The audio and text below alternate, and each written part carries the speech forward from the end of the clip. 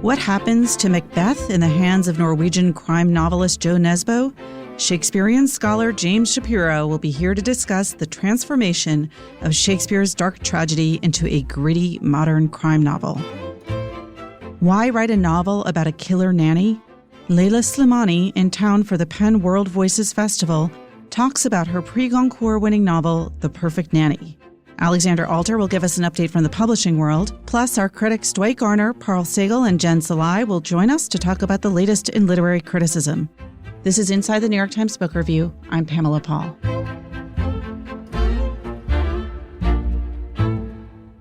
James Shapiro, Shakespearean scholar, joins us now to talk about his cover review of Jo Nesbo's version of Macbeth. Jim, thanks for being here. Glad to be here. All right. So this is part of an ongoing project by Hogarth to interpret Shakespeare's plays through the novel. What do you think of this idea? I love it on principle, and I think everybody does, before they have to sit down and actually translate these novels into contemporary fiction. One reason that I love it is Shakespeare went to prose accounts and fictional accounts to create his stories. He didn't invent really any of his plots. He did gut renovations of fiction or historical works, in this case with Macbeth. So this is a kind of reverse engineering of Shakespeare, returning it to prose, and that's exciting. What are the risks of doing that? The risks are Shakespeare was a pretty good writer, and you're taking on the heavyweight champion of all time as a writer. And there are things you can tuck into a novel that you struggle to do when you're translating a great play, one of Shakespeare's great plays, into fiction. And they've gotten some very good writers so far signed up to do this. All-star cast, really. And I think it's a challenge to a great writer. These great writers read Shakespeare. They're in conversation with him. Jo Nesbo, even though he's Scandinavian and didn't grow up as a native English speaker, read Macbeth, thought about Macbeth, had Macbeth inform his work. That's true of Howard Jacobson and really everybody else who's Jeanette been in this. Winterson and Edward St. Aubin. These are extraordinary novelists, and Hogarth has been really good at getting top-flight writers to try this high wire act. So you are a scholar of Shakespeare, professor at Columbia. You've written many books on Shakespeare yourself. Are there strict constructionists in the Shakespeare world that are kind of opposed to this idea of reinterpreting Shakespeare in these kinds of ways? Probably none under 90 or 95. I've not met the fictional Shakespeare purist in a long time.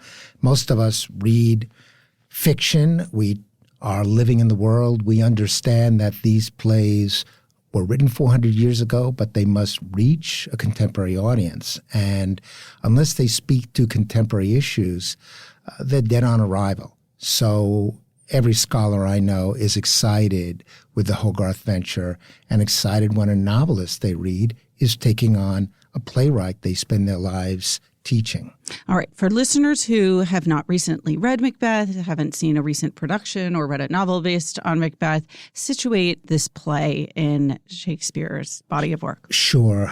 Macbeth was written in 1606, and it comes really at the end of a string of extraordinary tragedies.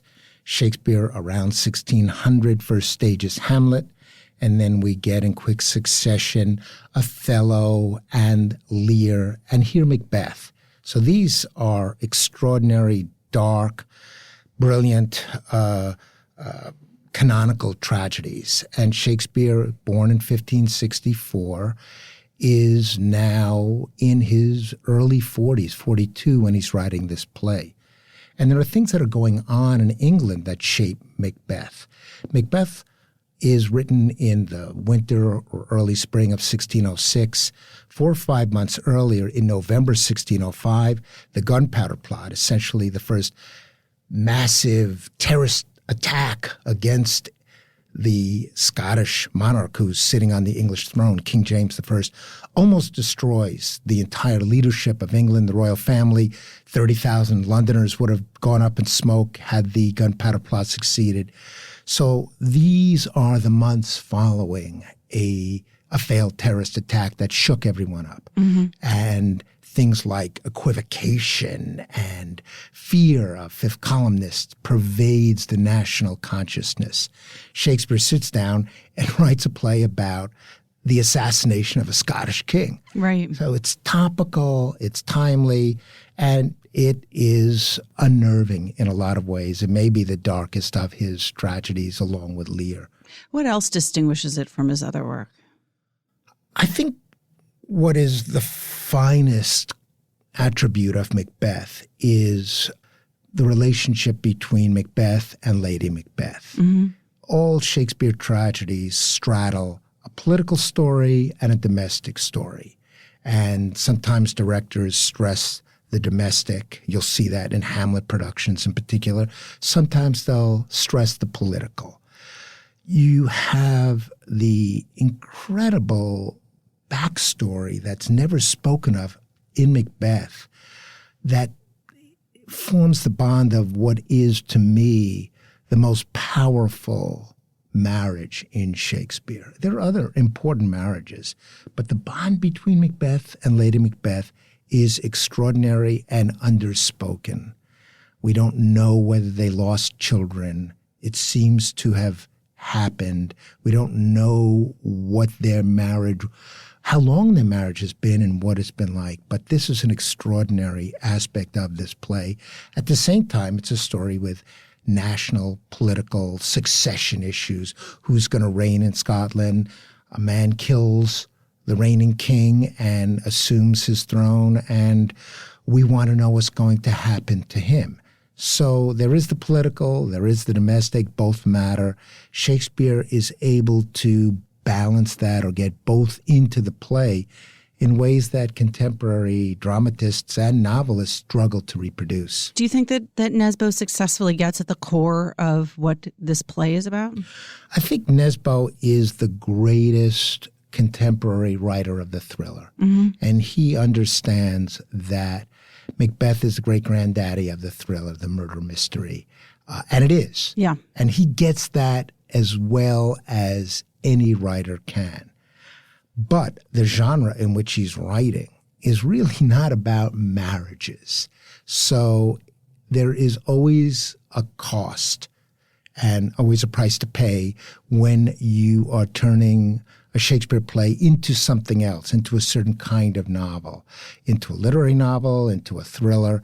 I think the only real challenge not fully met, and necessarily so, is the backstory of Macbeth and Lady, as he calls her in this novel.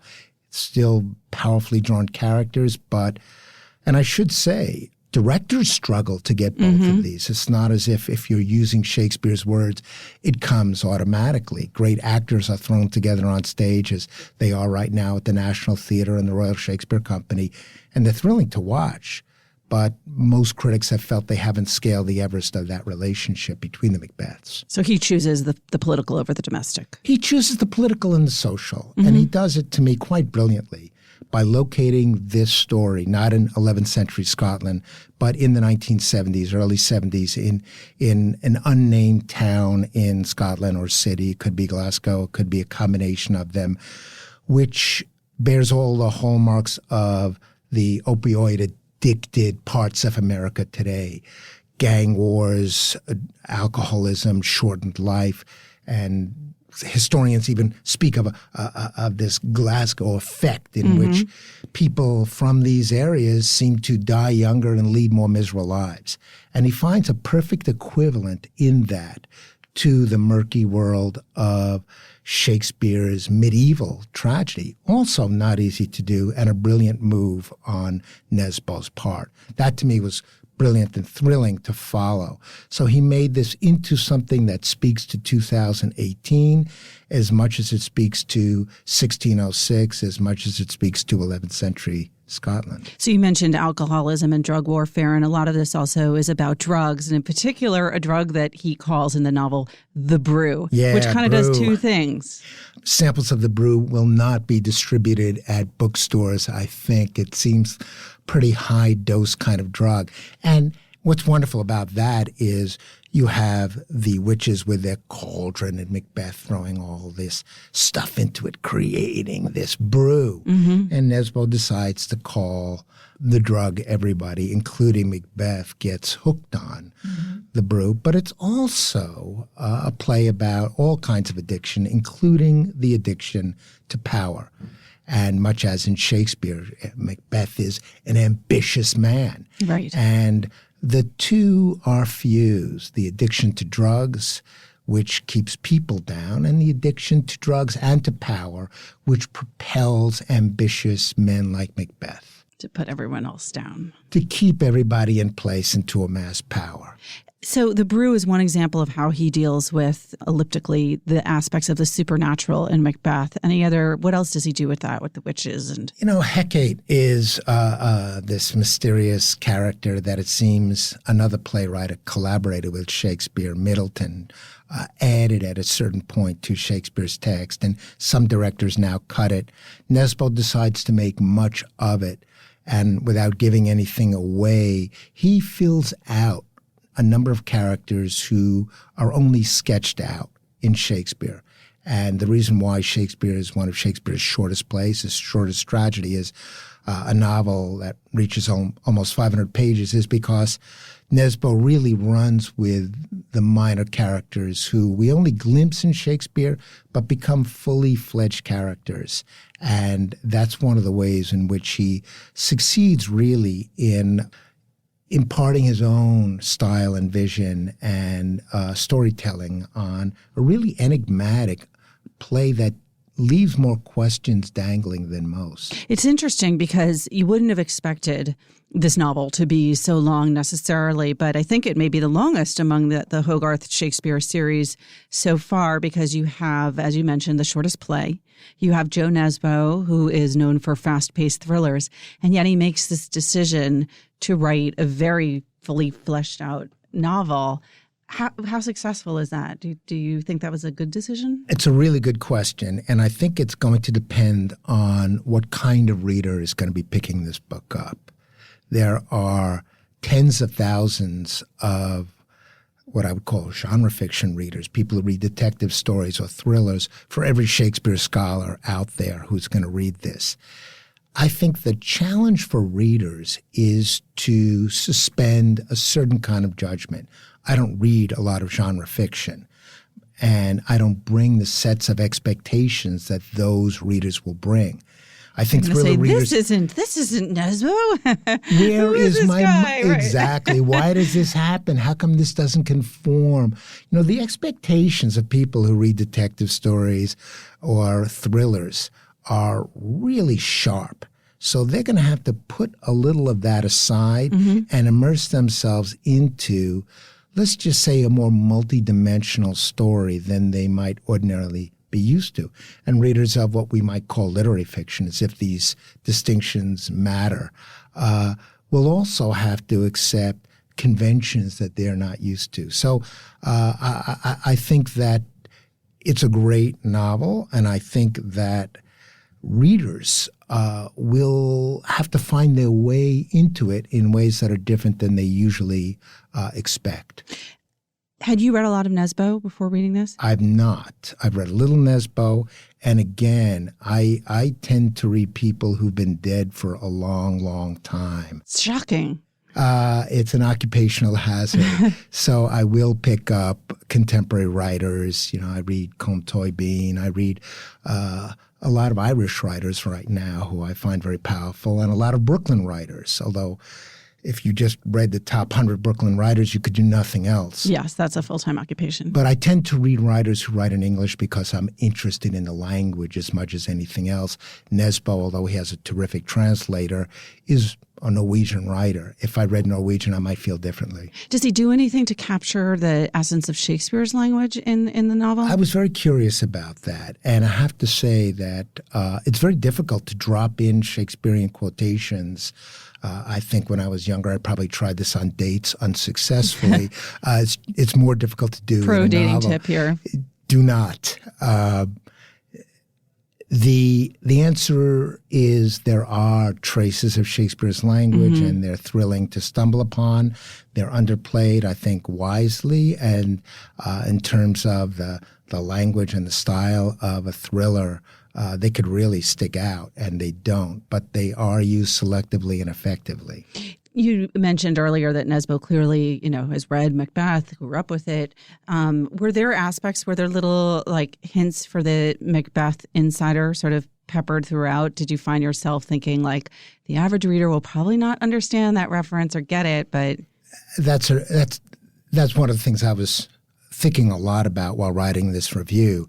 And as I said in the review, pretty much everybody in America knows this plot unless they slept through most of 10th grade English. So it's a familiar story, but it's not necessarily the story that you fully grasp in 10th grade English.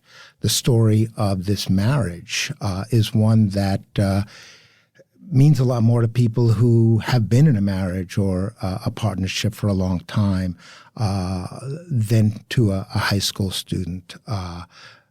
And there are other aspects of it, like ambition. I've taught this play to 80-year-olds in the South who describe the driving ambition that has wrecked their lives. And they are better readers than my undergraduates. So I think there are elements of this story that will appeal to different kinds of readers for a very short play and for a very simple story.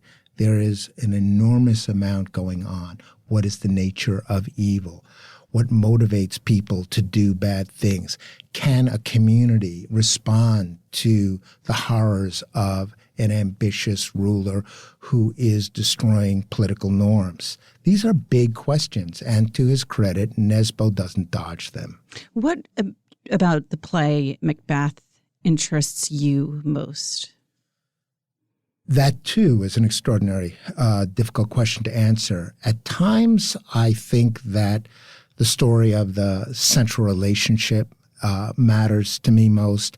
At other times, I'm obsessed, and I wrote a book on the year of Lear, which is also about the year of Macbeth, about the ways in which Shakespeare is able to translate the anxieties of his time into a brilliant play. The other is, how do you have any kind of political resolution, and where does evil come from? And those seem to be enormous questions, but they're questions that keep me up at night. And reading Nesbo's interpretation of Macbeth, what do you sense is the aspect of the play that interests him most? I think he's probably least interested in the marriage. And he doesn't give it as much of a backstory, only a few years, compared to other relationships. I think he's interested in the effects of ambition on an individual and what drives the central character.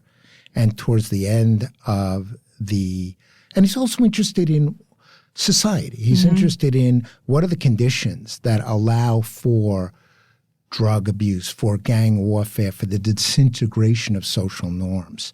Those things I found very, very compelling in this novel. Well, it sounds like, too, in setting it in Glasgow or a Glaswegian kind of city in the 1970s, he's both reflecting on the period that Shakespeare was writing about in Macbeth, as well as on contemporary, perhaps America more than any other country. Even if he wasn't, that's what I think a lot of American readers will take away. Norwegians may see it differently. This is not a Norwegian landscape. There were actually photographic series taken of Glasgow in the early 70s that couldn't be shown for 30 years because they were so harrowing. And I had a chance to look that up and investigating, doing some background reading for this review. I think Nesbo has to retain his fan base, as they say, right. And I think he's attempting to reach readers like me who ordinarily wouldn't pick up a thriller and were thrilled to do so. You think you might pick up another Joe Nesbo novel? I will. Absolutely. What of the, there are obviously many plays left to tackle in this series, and I don't know whether they're going to be completists, but what are you most looking forward to? Which novelization? That is a matter of finding the right fit. I don't think it's Coriolanus or Pericles or Comedy of Errors that matter. It's finding a writer let's say, persuading Gary Steingart to do one of the comedies. What happens when you put him together with Comedy of Errors or A Midsummer Night's Dream? The unpredictable connections between the talent that's out there, and we live in a very talent-rich fictional environment, and these plays.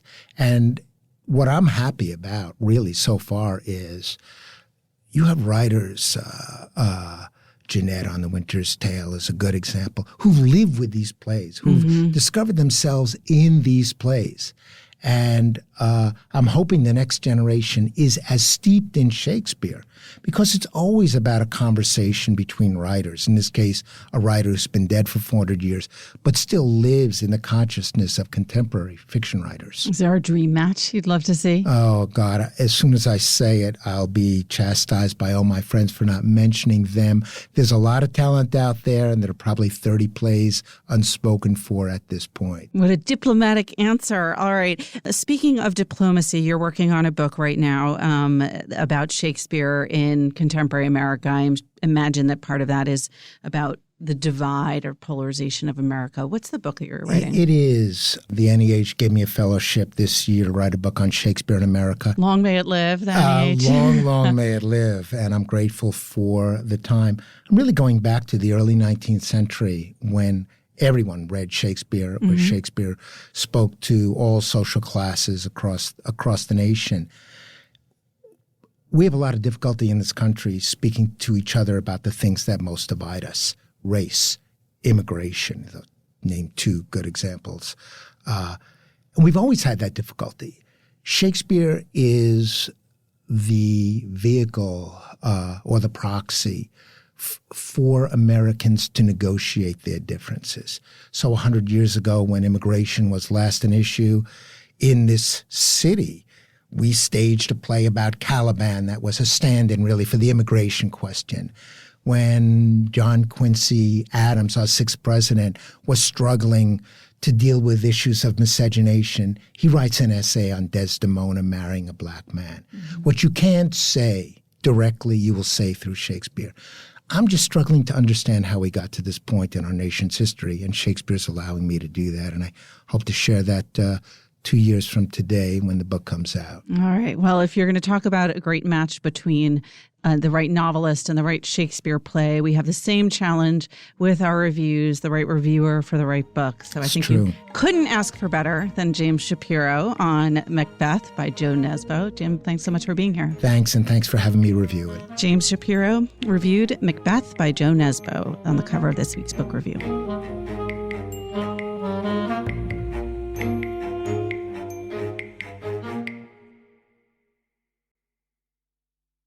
We are very lucky to have here in the studio Leila Slimani, who is the author most recently of the book The Perfect Nanny, which came out in January, and she is here for the Penn World Voices Festival and for another leg of her American tour. Leila, thanks for being here. Thank you. So last night you were the opening for the Penn World Voices Festival. Who are you talking to? And to Adam Gopnik, the journalist, and I was very anxious because it was such a big thing for me to be in New York and to speak in front of this audience, but it went well, and I was very, very happy to do it. Do you have festivals like this in France? Are there equivalents? Yes, we have. Yes, actually, we have a lot of festivals of literature in France, so you can find whatever you want, whatever kind of literature festival. But the response to the book, and we'll talk about the book itself, is a little bit different country to country. But let's go back to actually before the book. You started off as a writer, as a journalist. What were you doing as a journalist? I was a reporter in the Maghreb, mostly in Tunisia, Algeria, and Morocco. And I was mostly dealing with society's topics like gender inequalities, like education, things like this in Morocco. And why did you decide to move from journalism to fiction?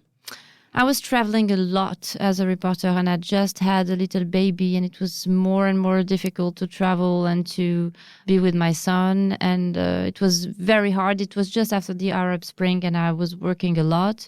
And, I was always telling my friends, one day I'm going to write a novel.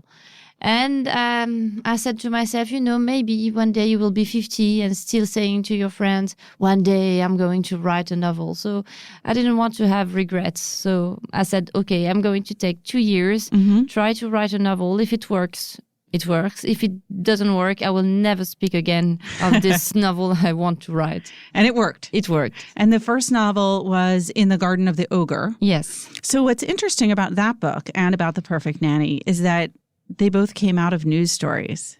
Yes, they did. But maybe because I'm a journalist and I read a lot of newspaper and I'm very interested in the what we call les faits divers. So I don't know how you say in English, les faits divers. So maybe it influenced me, but I don't know. In France, actually, I think that there is a tradition of writers who write, who are inspired by the reality and then try just to imagine and to build a fiction. So it's not so unusual in France. What other writers do that? If you look at the classic literature, for example, André Gide or Flaubert, they were inspired by true stories. Even Tolstoy. Zola. Yeah, Zola. Anna Karenine comes from a true story. Zola, when he wrote Germinal, the beginning of Germinal, it's because of a true story, because of a strike in the mine district. So I think that it's pretty usual. And now you also have the blurring of fiction and nonfiction that writers like Emmanuel Carrère are doing as well. Yes, exactly. But Emmanuel Carrère is doing a very precise investigation on reality, and very often he meets the real characters of his book. So it's very particular, and I love his work. Well, listeners of the podcast know that everyone here at the Book Review is slightly obsessed with Emmanuel Carrère. So we won't go off into that tangent too much since we've talked about it plenty already. But let's talk about your first novel just for a moment, because that was inspired by what news story? By the DSK, Dominique Strauss-Kahn affair. I was breastfeeding my son. It was 3 a.m, and I was watching TV because I was always afraid of getting asleep when I was breastfeeding my son. And I saw the face of Dominique Strauss-Kahn, who was supposed to become the next French president. At this time, everyone was speaking about him, and he was so successful. And I saw this image, and now when I remember this, it was so sad and so dark, and this idea that this powerful man can lose everything in 1 second because of what they called later the sex addiction that he had. I was fascinated by this pathology, this disease. I've never heard about it before. And so I read a lot about the sex addiction, and that's why I decided to write a novel about a woman who is a sex addict. So that was a very clever twist to have your protagonist be a woman. Yeah, but for me it was obvious. I had the idea of building a book about a sort of an anti-hero. I wanted a woman who was not a good woman, a nice woman, who was not a lover or a mother. I wanted a woman who was very dark, who had flaws, who were lying. So for me it was more interesting to try to build a character of a very different woman as the woman we are used to read in literature. Why do you think, what drew you to that, to having that sort of anti-hero woman? For me, it's more interesting. I think that because the great character that we know in the classic literature was built and constructed by men, and maybe they had more fantasies about women who are lovers and who are obsessed with passion.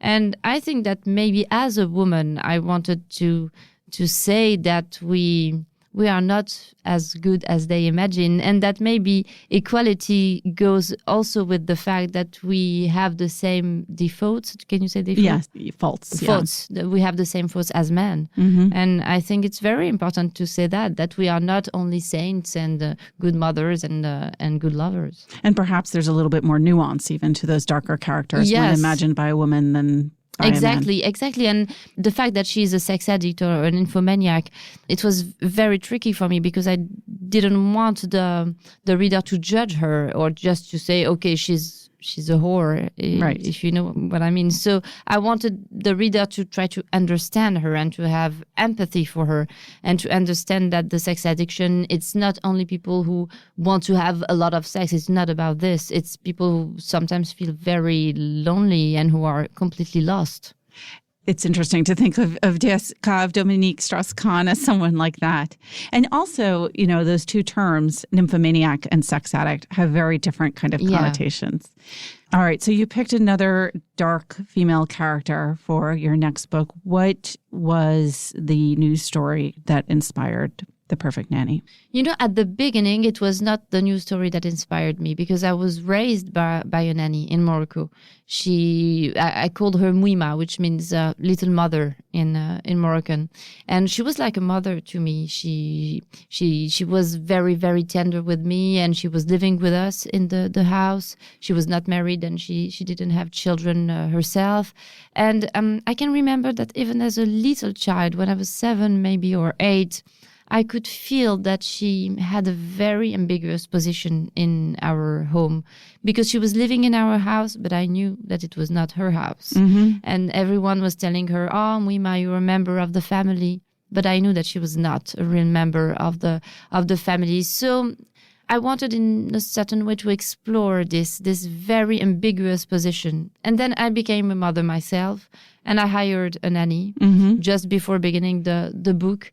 And I felt it was very weird when I did the interviews with those women who were older than me. And very often they were mother themselves, and they had much more experience about life than I did. And so I wanted to tell the story of those invisible women. But when I began the first version of the book, I discovered very quickly that my book was very boring because the life of a nanny is boring. But it's interesting because here, journalistically, in the States, we've become interested recently in what the lives of these women are like. So there is a kind of current fascination with the fact that people don't think about these women and the position they hold and the power they have. There is a difference between journalism and a novel, because in a novel you have to build a sort of a narrative tension. And I couldn't find what will make this narrative tension. And when I discovered the New York case, the nanny who killed the 2 children, I had the idea of the murder. I had the idea of beginning by the murder. This was the murder of the Krim children. Exactly. And right now, actually, today, as we speak, the court is going to hear the closing arguments in that case. Wow. So the That's timing... very weird, Yeah. Yeah. Did you think about that when you found out that the timing was... Yes, it's very strange how life sometimes meets fiction, and then this book exists, and now I'm in New York to speak about this book and the trial at the same times. And yesterday I met a man who said, I was supposed to be a jury, to belong to the jury for this case, and I met him just in an event. So it's very, very weird. Wow. Yeah. So for those who aren't familiar with the case, this is the story of an Upper West Side couple who had 3 children. The name of the couple was the Krims, and while the mother was taking, I think, the middle child to swim class, the nanny who was taking care of them killed very brutally by knife the other 2 children, and then attempted to kill herself, but was discovered in the act and survived, and is now on trial in New York for murder and has pleaded insanity. What do you think? Or does it not occupy you? No, it doesn't. When I began to write the book, I read a lot about those kind of cases. In Strasbourg, for example, there is a very famous case of a nanny who killed a child. I was inspired too by the Louise Woodward case, and that's why I decided to call the nanny Louise, because I was very shocked by the fact that the defense lawyer, the lawyer of Louise, he decided to attack the mother and to say, in a certain way, that's your fault if she killed the child because you were too busy working and you were not taking care of your own child. So if you want nothing to happen to a child, you should take care of your child yourself. So I think it's very cruel and very misogynistic. So that's why I decided to call her Louise. So I was not interested in one case in particular. I read a lot of different cases. And in the book, you make some very interesting choices. For one, you go into Louise is sort of the primary figure in it for a good part of the book. You sort of have the mother's perspective, and then you also have Louise. Did you know that you would be sort of shifting the view when you started, or how did you figure out that kind of structure so that you could show the different points of view? During the writing, because at the beginning I didn't know how I was going to, how the structure was going to be, but it appeared to me that I wanted at the end of the book the reader to be very confused. I wanted him to ask himself, so who was she? Who was Louise? I don't understand. She's very mysterious. I can't really say why she did that and who she really was. Because, when you hire a nanny, it's very paradoxical because at the same time you trust her and you say you're going to take care of my children. But at the same time, you don't know her. Yeah. You know nothing about her. You don't know her past. You don't know her psychology. You know nothing. She's someone that only exists in relationship to you. Exactly. So I wanted, in a certain way, the reader to be in the position of the parents. So to know some things, but not everything. So that was the narrative tension that you found, was in the, I don't understand the ambiguities. Exactly. And one of the interesting things is that your French readers apparently are more comfortable with that ambiguity. What's been the reaction that you've heard from readers here? I heard a question that I've never heard in France is, what is the message of the book? What did you want to convey? And what I heard also, and I was very surprised by this question, is, so Miriam, she's a bad person. I don't like Miriam. She's not sympathetic. And this is the mother, Miriam. Yeah, the mother. I think she's a bad mother and she made a lot of mistakes. And I think it's very surprising to judge character so much and to have a moral way of reading a novel. What did you answer when someone said, well, what is the message? How do you answer that question? There is no message. I say that I think that literature is here to ask questions, not to answer questions. And I think that a novel is not a trial. We are not here to judge characters. And maybe that's why I write. I write because literature is a space where you can stop judging people and try just to understand them. Even people who are very, very different from you, even people who are monstrous. I was very fascinated by a famous lawyer in France. She was the lawyer of a serial killer called Guy Georges, who killed a lot of women. And when she decided to defend him, she was attacked in the press by people saying, you're a woman and you're defending a man who raped and killed women. And she said, yes, but I'm not here to say that he's not guilty. Of course he's guilty. But I'm just here to tell his story because even monsters have story. And for me, that's very important. I think it's what a novelist has to do, to say that even monsters have a story. As the writer and the creator of Louise, did you feel as you were writing it like you understood her? I can't say that I understood her, but I can say that I had empathy for her. Mm-hmm. But I don't understand her because she's a real mystery. She's so lonely and she's very silent. If you read the book, she doesn't speak. She doesn't express herself. And it's very interesting because we are speaking a lot about Me Too movement and women who are speaking out. And I think that's very important to speak out because a woman like Louise, she's a woman who is silent and she doesn't dare to say who she is and what she feels, and she doesn't dare to ask for help.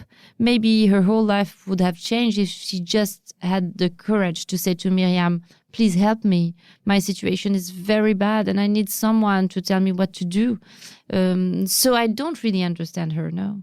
One of the things I loved about the book is not just the character of Louise, but of Miriam, because it's not just the story of a nanny who kills two children, but it is also about motherhood, contemporary motherhood, and the tugs that women who work feel. And what's interesting about Miriam is you have her go through various stages of wanting to be home and then not wanting to be home. And it's not quite as simple as saying like, well, this person is meant to be a working mother and this person is a stay-at-home mother. And it's, sort of clear cut which one you are and how happy you are with it.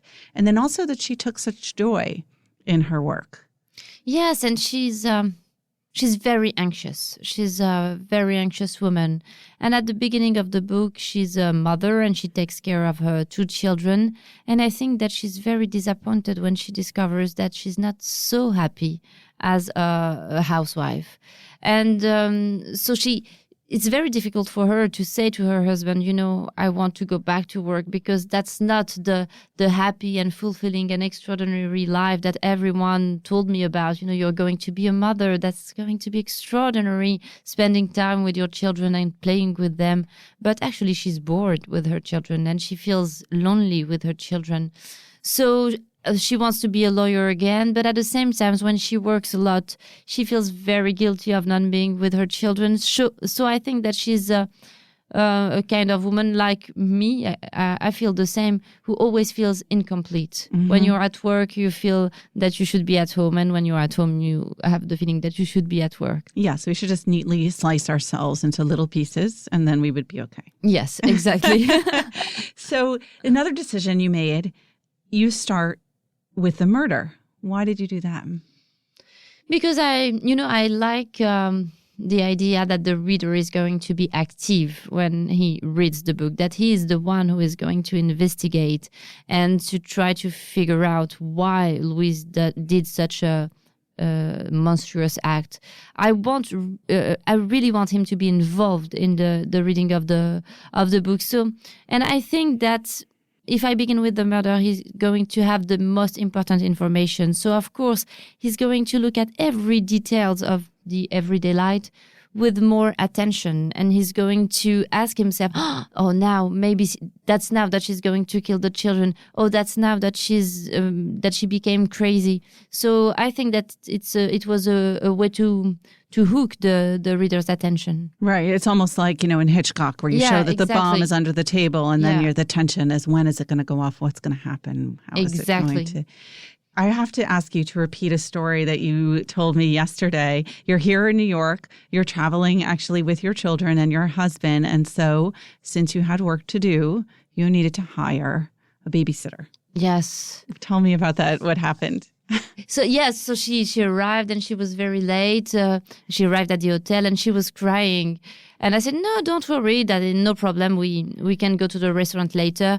And she asked me what I was doing in New York. And I said, I'm on a book tour. Oh, okay. What's the name of your book? And I said, The Perfect Nanny. Oh, wow. She said, so I hope I will be the perfect nanny. And I said, no, I hope you won't be the perfect nanny, because my nanny is not that perfect. And then when I came back from the restaurant, she said, oh, I was on Amazon and I read about your book. I'm very sorry about what I said. I won't be the perfect nanny. She was very nice. So far, so good. Yeah. All right, Leila, thank you so much for being here. Thank you. Leila Slimani is the author, most recently, of The Perfect Nanny.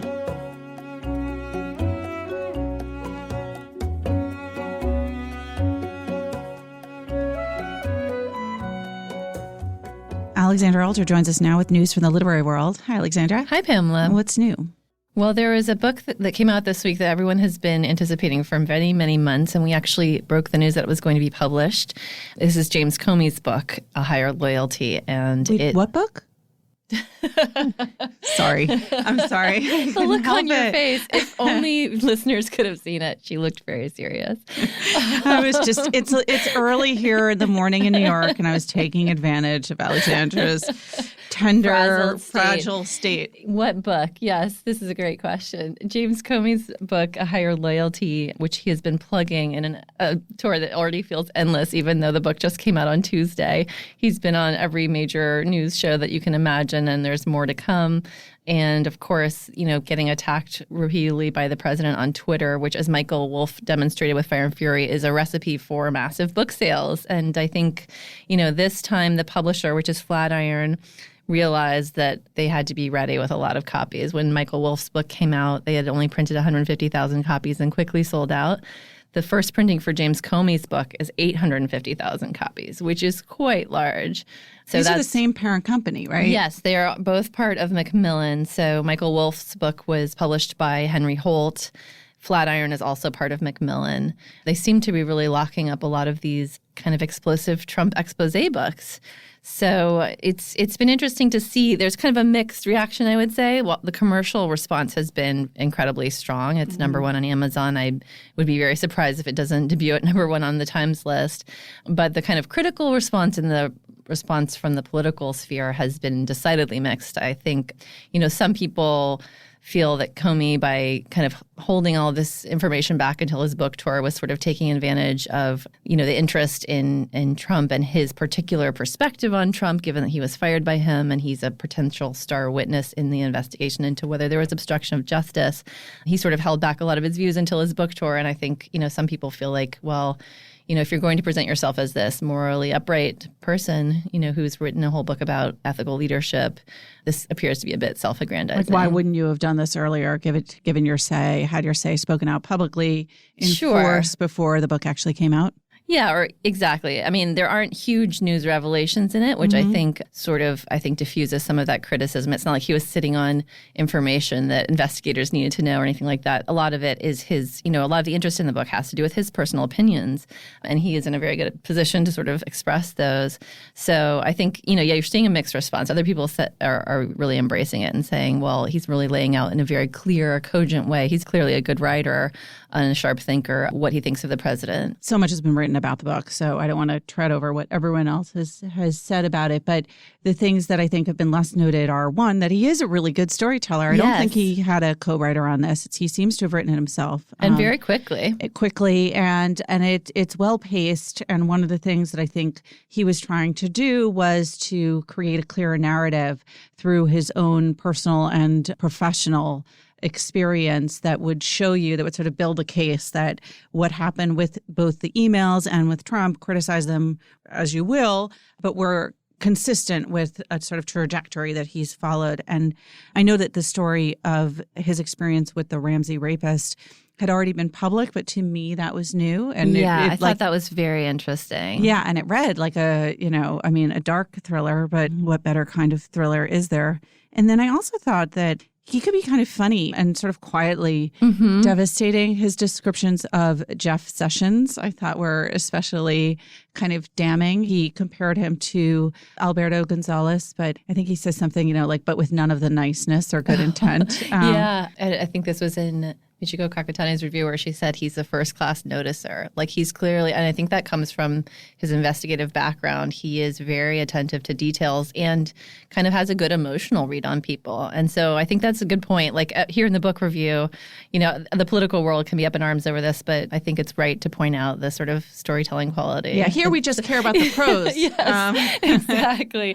And so, of course, I would say this is not going to be the last kind of tell-all to come out of the Trump administration following the huge... Now that we know how well they sell. They sell incredibly well, and there seems to be a good deal of turnover in the administration. I've heard that others are shopping books currently, and, people who are considering leaving are calling up agents in Washington to say, what do you think I could get? One of the deals that I recently heard about from various publishers is Andrew McCabe, who was the deputy FBI director and was fired recently, and he and Comey they worked together. McCabe was also involved in the early stages of the investigation into possible coordination between the Russians and the Trump campaign. So he has a very interesting story to tell.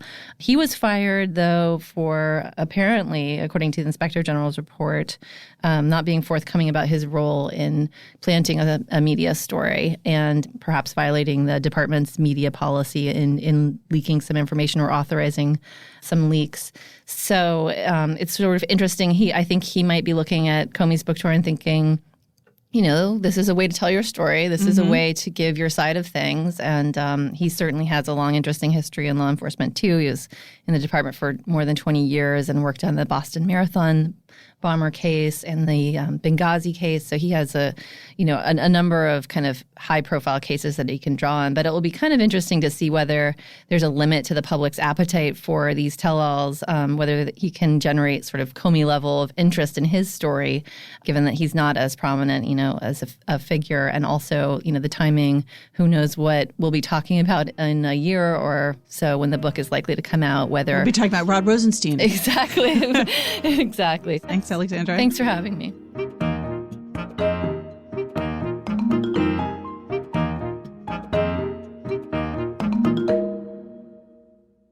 Joining us now, our critics, Dwight Garner, Paul Sagal, and Jen Salai. Hi, guys. Hey, Pamela. Hey, Pamela. Before we talk about what you all reviewed this week, let's do a little post-Pulitzer analysis here. What did you think? Well, the fiction crowd, the scene was really sort of wide open this year. There wasn't really an obvious favorite. I mean, you had Jennifer Egan with her novel Manhattan Beach, which was kind of a throwback. It was well done. And Jesmyn Ward has sort of wrapped up every prize there is the last few years, and maybe that was a reason not to give it to her this year. Andrew Sean Greer kind of came in as a dark horse. And interesting comic novel about writing, an atypical pick, I think. I think they were all, as you say, pretty atypical. I was happy to see The Idiot there, which was... Oh, that was a finalist? A finalist, which I love. Two kind of comic novels Two as comic finalist novels, and winner. And two, and The Idiot is also, as many people point out, a very strange novel. The sort of second half is this... The first half is this very typical, in certain ways, college novel. And the second half is this sort of meandering, wandering around Hungary. Where's she wandering around? Hungary, yeah. And sort of unresolved. And it's...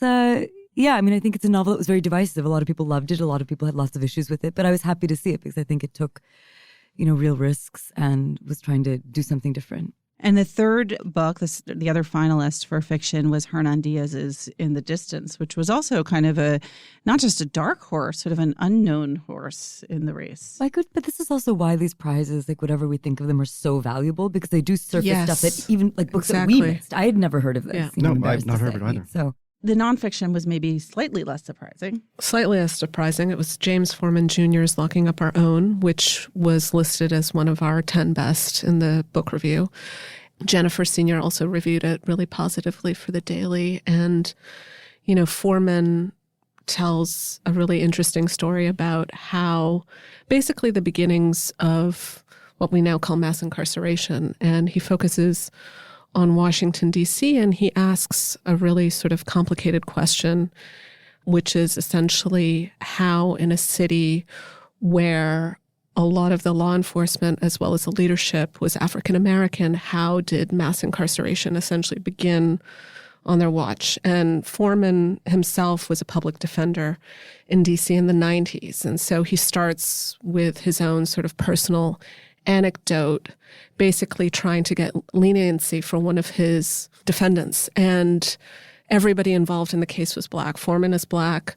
The judge was Black. The prosecutor was Black. The bailiff was Black. And he wanted to essentially make the case that this was a kid who deserved some sort of leniency or some mercy. And the judge was essentially brought up Dr. Martin Luther King to say, King did not march so that you could do what you did.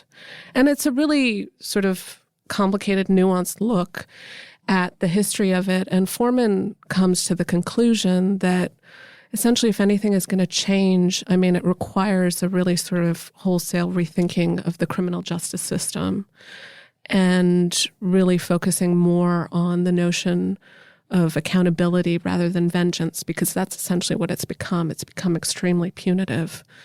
Also, he makes the point, though, that, it's become sort of a conservative talking point that African Americans have not paid enough attention to crime within the African American community. And in fact, what Forman says, no, this has been considered an urgent issue and also a civil rights issue from the beginning, but it's just that the options that were made available to the community were extremely limited at the time because there were plenty of people who were advocating not only for some measure of punishment, but also deterrence, prevention when it came to addiction programs, et cetera, et cetera. And so, he really goes through that in the book. And the book itself, is pretty comprehensive, but it's also not one of these 800-page books. It's very readable and sharp and really well argued. It sounds like kind of the right nonfiction book to win a Pulitzer, and its blending of history and argument. Yeah, and I think also sort of brings a new perspective to a debate that people are really talking about now. Dwight, you reviewed one of the other winners for general nonfiction. Yeah, Gulf by Jack E. Davis. It's a big and quite well-wrought book of history that does, I think, four things really well. One, it's a book about dispossession. It really digs deeply. And I partly grew up down there, and I didn't know, and I've done some historical work down there and didn't know, he digs up a lot of new information about the indigenous people who were basically just, murdered in Florida, and visits some of the mounds in which some of them were buried. And he's very good on the despoilation of Florida. I mean, both in terms of the overfishing and just, as Joni Mitchell would say, turn down the trees, put up a parking lot. What's happened to Florida in terms of overdevelopment. He's great on oil and what oil drilling in the Gulf has done to the ecosystem. Did I say there are four things he did well? Maybe there are only three, but I'm sure there's another one that I'm forgetting now. But it's impressive history and interesting. All right, let's talk a little bit about what else happened this week in terms of your own reviewing. Pearl, you reviewed a novel by a writer that probably many of our readers and listeners are not familiar with. I know, it drives me crazy. I feel like she's been on the precipice of fame in this country for 20 years. Mm-hmm. And every book, I'm like, this will be the book. She's so interesting. Her name is Yoko Tawada. She's Japanese, but she's lived in Germany for years, and since she was 22. I think she moved in the 80s. And she writes in Japanese and German, whichever mood strikes her, sometimes in the same book, and then translates it into both languages. And she gets compared to Kafka a lot. That's very surreal. She's interested in how when we write about animals, we can write about otherness and immigration. But she's funny. She's light. And she's a new book called The Emissary, which is not funny, and it is not light, but it's very good in certain ways.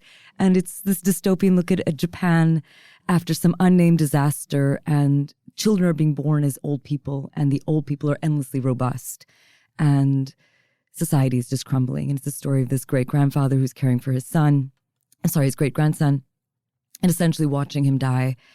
And what I think I talk about in my review is the sort of limitations of beautiful prose. She's really a gorgeous writer, and she really understands, especially with her interest in translation, what language can do. She just understands it from a really interesting mechanical standpoint. When you're in her sentences, they're a trip.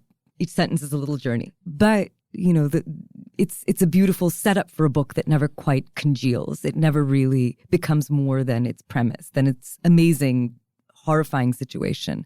But that said, it's slight. It's really gorgeous for pages on end, and it's a good introduction. Although if you haven't read Tawada, I suggest you start with The Bridegroom Was a Dog, which is about just that, and it's very funny and filthy and very, very strange, and I highly recommend it. The one before this was the Memoirs of a Polar Bear, which is about 3 generations of a polar bear family that are also they're circus animals, but they're also a highly literary family, and their memoirs are highly sought after.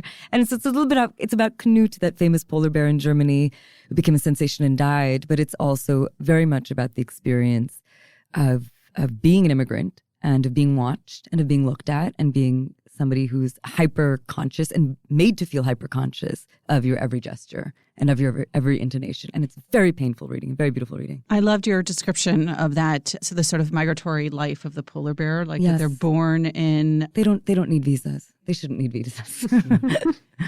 What did you review this week, Dwight? You reviewed 2 books of poetry by writers I love. Yeah, they're both terrific. It's interesting. These 2 poets have both become sort of cultural politicians, impresarios. Kevin Young is now poetry editor at The New Yorker. He also runs the Schomburg Center in Harlem, which is where I go work quite often in their reading room. And Tracy K. Smith, who is the poet laureate now. I believe Tracy Smith is the 5th African-American poet laureate. Kevin Young is the first Black poetry editor of The New Yorker. Poets in Power. Exactly. They're quite good. I would say that I revere Kevin Young and love his poetry. It's just ripe to bursting with culture, with food, with needs, with wants. It's funny. It's light on its feet. It's a lot of fun. It's just more. He's a putter-inner. I respect Tracy K. Smith. Her new book of poems, I don't think it's quite on par with her last one, Life on Mars, which won the Pulitzer Prize.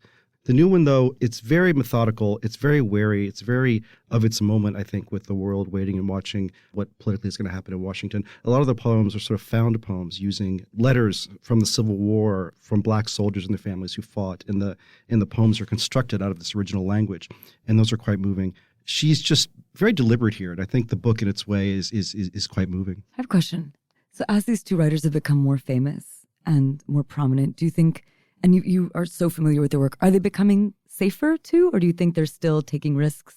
Or, the question I'm asking, are they becoming more politic as they've become the faces of these public institutions? It's a good question. Kevin Young's book, I would say not, although this book, he flashes back a lot to his childhood. Mm-hmm. So I wouldn't say that's receding in any way from the moment, but he's interested in this book in his Midwestern childhood. And there's a good deal of fond memory and also darker memory of racism growing up where he did. And Tracy K. Smith, I think, is still moving forward in a rather grand way. So I don't think that. I found her first two books difficult to read, and I reread them again. I still find them, they move a little bit too sideways sometimes for me, the poems in them. And I think she really found her voice with Life on Mars from my point of view anyway. And I think she's still in that groove. She's still in a great groove, and I can't wait to read what she does next. Jen, you reviewed Lawrence Wright's new book. I did, yes, God Save Texas, which, I think is just really not only a lovely book, but also a really thoughtful exploration of a place where he's lived more than half his life. He's also, he's just such a good storyteller. The way that he structures his books, and I kind of found that, I don't know if he does this in God Saves Texas, but in The Looming Tower and in Going Clear, his book about Scientology, The Looming Tower, of course, being about sort of origins of the war on terrorism, he does this thing where he will start midway through the sort of current crisis and then take you up to this cliffhanger, and then he goes all the way back to the backstory. Yeah. And you can sense, I guess, that he's a playwright and that he really thinks about pacing. And everybody started doing that now since he did that. Haven't you noticed? Yes. Well, it's such a great structure for him. Yeah. This book is interesting in the sense that there's a way in which, each chapter really holds up on its own as sort of a discrete piece. And actually, I think maybe a couple of pieces have appeared in The New Yorker where he's a staff writer. But there's sort of a rambling quality to it, but he is just such a good storyteller that even as he's sort of plucking out anecdotes and then pointing out connections that might seem tenuous at first, but they actually really resonate, where it just works. It just sort of holds together in a really interesting way. And he's really interested in how things play out at a very concrete level in Texas. So there's a way in which, because he's trying to sort of look at the myth, but also point out the way in which the myth doesn't fit the reality. So he presents just all this sort of weird stuff. And I couldn't really get that much into the review, but there was, I had somehow never noticed that Alex Jones apparently appears in 2 Richard Linklater movies. Did you know this? Wait, the Alex Jones? Yes. Why? Yes. Why? Because they knew each other from Austin, and Richard Linklater was just basically, I think, said at some point, I thought that this guy was sort of strange and interesting. I have to say, that's like one of the best plugs just for books in general, where when you have these large scale narratives and they can write about people sort of way back when, that always gets left off the cutting room floor in any news story. Yes. And so he has a lot of that stuff. He doesn't say it in the book, but I would imagine he just must be keeping track of stuff that he encounters. And so the book itself, he really has extremely mixed feelings about Texas. And the fact that he lives in Austin, I think, is pretty telling, because Austin, at least in terms of the state lawmakers, is considered essentially like the bad child of Texas. You had this great, was it, I don't know if it was Wright or you. I think it's Wright, probably. About the spore. Oh, that's right, yeah. What does he say? He said something to the effect of, Austin is the spore of the California fungus that is infecting America, or something like that. And essentially, he really does look at how California is one of the big bête noirs, but also Austin is like the little bête noir. With a little speck of California that's drifted over the nation too. All right, there's an odd challenge in writing about Wright. Yes, right. Which is essentially, when we quote a writer it's ideal to say so-and-so writes, but you can't say writes. So there's a lot of right says. Right remarks, right notes. Right notes. Observes. Try to Notices. Yeah, exactly. According to right. That's Exactly. funny. Do you all think a lot about that in terms of just the rhythm of your language and varying that in your reviews and avoiding? Are there any other like noteworthy pitfalls? It's a There are pitfall. only pitfalls. Yeah, you can try too hard not to say rights every time. You end up sounding Yeah. ridiculous if you say Right, observes exactly. or something Well, too often. That kind of elegant Right. variation does not. Especially for No. somebody like Wright, who's just such a good, I mean, That's right. he writes these sentences that, they seem so sort of effortless, even though there's a lot going on. And so to just say something like he observes, write notes, I know. just, yeah. So I reluctantly put Wright says, I Yeah. think a few times. But Ladies and gentlemen, the role of the critic is hard. All right, thanks, guys. thanks, you, Pamela. Remember, there's more at nytimes.com/books, and you can always write to us at books@nytimes.com. Inside the New York Times Book Review is produced by Pedro Rosado from Headstepper Media. Thanks for listening. For the New York Times, I'm Pamela Paul.